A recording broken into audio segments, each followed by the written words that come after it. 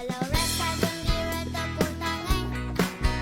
Kalau rasa gembira tepuk tangan.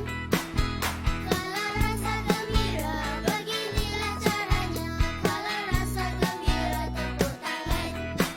Assalamualaikum warahmatullahi wabarakatuh. Halo semuanya, perkenalkan nama saya Silviang Reni. Saya adalah salah satu mahasiswi di Universitas Terbuka Bandung.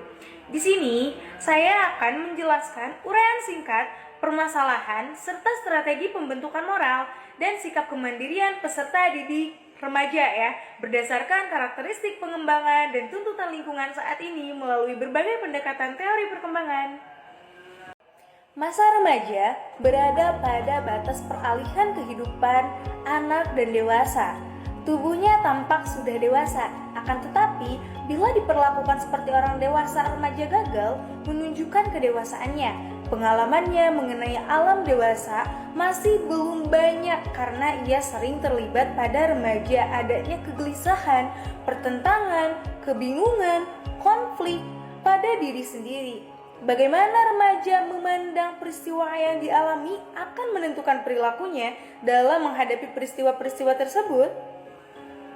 Pada usia remaja mulai ada tanda-tanda penyempurnaan perkembangan jiwa seperti tercapainya identitas ego menurut Erikson, tercapainya fase general dari perkembangan psikoseksual menurut Freud, dan tercapainya puncak perkembangan kognitif menurut Prager maupun moral menurut Kohlberg.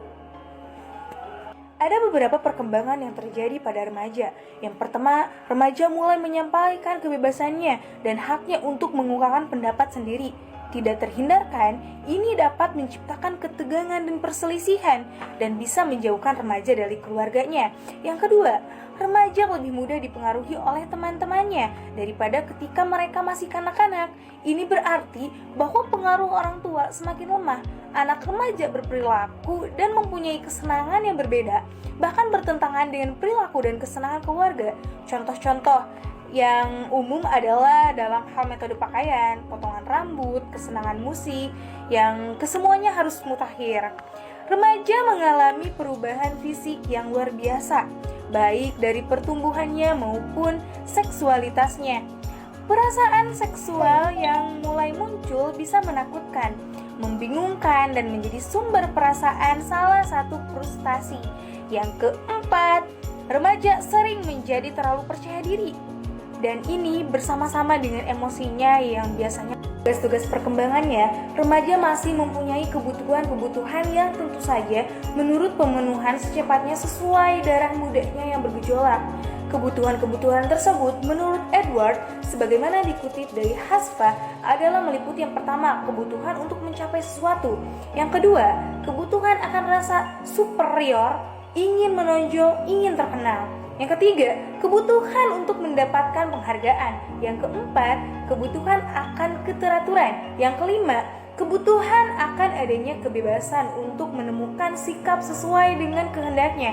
Yang keenam, kebutuhan untuk menciptakan hubungan persahabatan. Usia ini, anak-anak sudah berada di tingkat SMA yang sedang mempersiapkan diri menuju proses pendewasaan diri. Setelah melewati pendidikan dasar dan mengena, maka mereka akan memutuskan untuk menuju pendidikan tinggi, bekerja, atau menikah. Ada beberapa faktor kemandirian. Yang pertama itu yaitu dari gen. Sifat kemandirian orang tua dapat diturunkan pada anak, namun beberapa ahli masih mendapatkan hal ini karena kemandirian terjadi karena dibentuk. Yang kedua, sistem pendidikan sekolah. Lingkungan pendidikan cenderung mengembangkan demokrasi dan menekankan penghargaan terhadap potensi anak didik.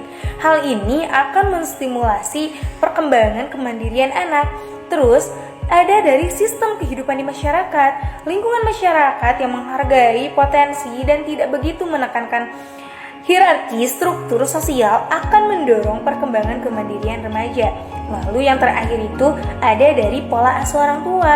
Pola asuh yang diberikan orang tua kepada anak sangat mempengaruhi kemandirian anak. Bila orang tua memberikan suasana keluarga yang nyaman dan aman dalam membangun komunikasi, maka perkembangan kemandirian anak akan berjalan dengan bagus.